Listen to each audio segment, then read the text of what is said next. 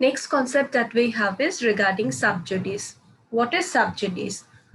When a matter is pending before a court of competent jurisdiction. Now, what is a matter?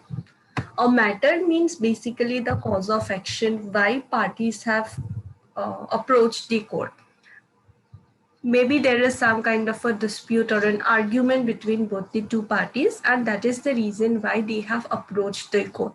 So it is nothing but a matter. All right. So matter is basically the reason why two parties go before the court to get a solution or to resolve the dispute basically. So when a matter is pending, that means we have approached the court and court is deciding on the matter, right? It is pending before the court. It has not yet been decided. Court has not passed an order or a judgment, but it is still pending before what kind of a court? A court of competent jurisdiction. Now, different courts in India are being given different jurisdictions. It's not like whatever number of courts we have in India, all are at the same level. No, that's not the case. But there is a different hierarchy of courts that is established.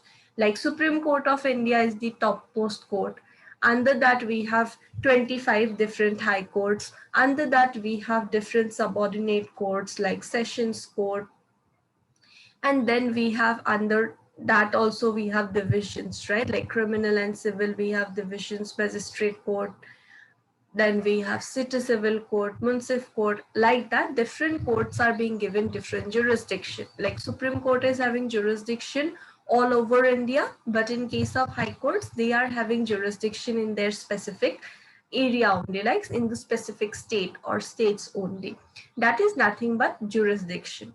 So when this matter is pending before a court of competent jurisdiction as in this court is having valid authority or jurisdiction to decide on the matter. That means we have approached the right court only. It's not that the matter was from Bombay and we approached the High Court of Punjab or something like that, but it was the right court before whom this matter is pending and is not decided finally. That means court is still deciding on it. Final order or judgment has not yet come. This matter is called to be sub judice.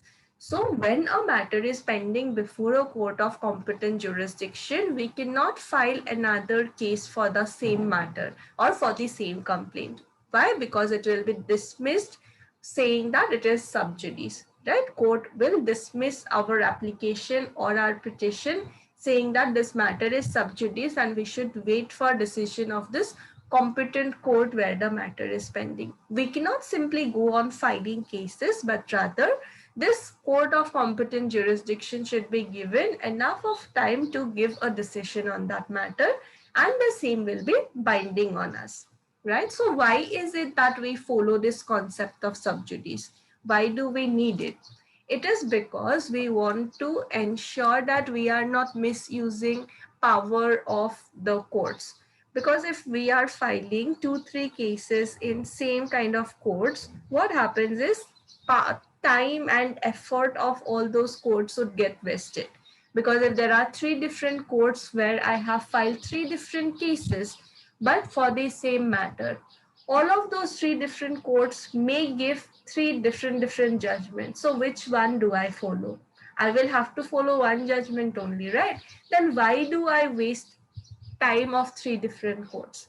But if I'm not happy with decision of a lower court, I can definitely go before high court and then I can file a case accordingly.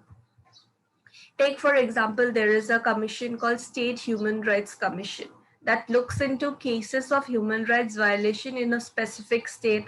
There is something called as National Human Rights Commission, which deals with human rights violation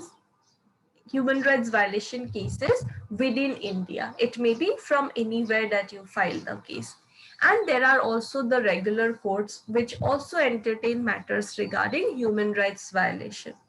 Now take for example, there is a case of child labor and parents or some other relative of the child files a complaint before State Human Rights Commission.